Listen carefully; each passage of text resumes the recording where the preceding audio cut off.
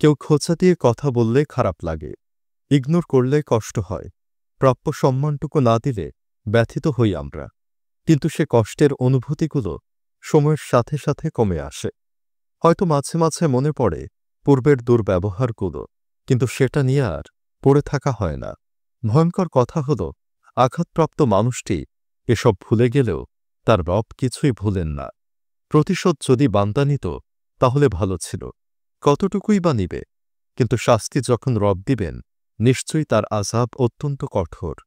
কেউ দুনিয়ার জীবনে হয়তো অনেক বড় কিছু, কিন্তু তার রয়ে গেছে কিছু পাপ, কিছু অখ্যাত মানুষের কষ্টের দীর্ঘশ্বাস, কয়েক ফোঁটা অশ্রু। সুপরিচিত ও অপরিচিত এই মানুষগুলো একদিন একই বিচারকের সামনে দাঁড়াবে, বাদী বিবাদী হয়ে। আজকের নিষ্পাপেরা হবে সেদিন মহাপাপী, আজকের অপরাধীরা হয়তো সেদিন পেয়ে যাবে মুক্তি। কাউকে কষ্ট দিয়ে কথা বলার আগে অন্তত একবার হলেও এই কথাগুলো ভাবা উচিত।